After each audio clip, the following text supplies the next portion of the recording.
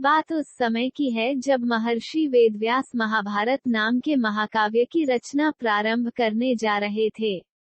अपने महाकाव्य के लिए वे एक ऐसा लेखक चाह रहे थे जो उनके विचारों की गति को बीच में बाधित ना करे।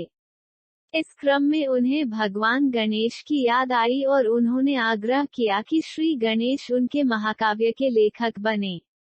गणेश जी ने उनकी बात मान ली, लेकिन साथ ही एक शर्त रख दी। गणेश जी की शर्त थी कि महर्षि एक क्षण के लिए भी कथावाचन में विश्राम ना लेंगे। यदि वे एक क्षण भी रुके, तो गणेश जी वहीं लिखना छोड़ देंगे। महर्षि ने उनकी बात मान ली और साथ में अपनी भी एक शर्त रख दी कि गणेश जी बिना समझे कुछ ना लिखेंगे। हर पंक्ति लिखने से पहले उन्हें उसका मर्म समझना होगा। गणेश जी ने उनकी बात मान ली। इस तरह दोनों ही विद्वान जन एक साथ आमने सामने बैठकर अपनी भूमिका निभाने में लग गए। महर्षि व्यास ने बहुत अधिक गति से बोलना शुरू किया और उसी गति से भगवान गणेश ने महाकाव्य को लिखना जारी रखा। इस गति के कारण एकदम से गणेश जी की कलम टूट गई। वे ऋषि की गति के साथ तालमेल बनाने में चूकने लगे।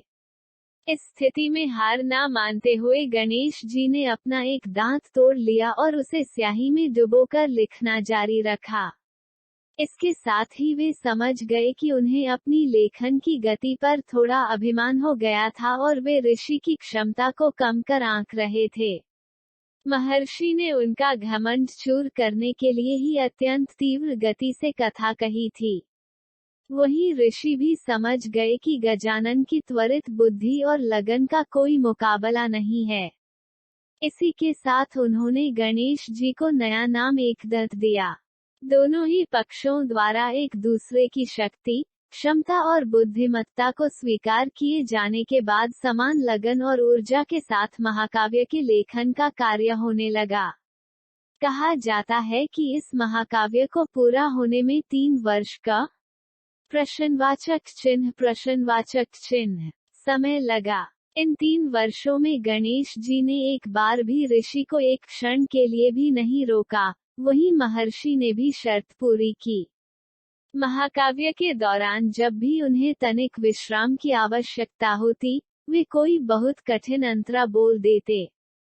शर्त के अनुसार गणेश जी बिना समझे कुछ लिख नहीं सकते थे।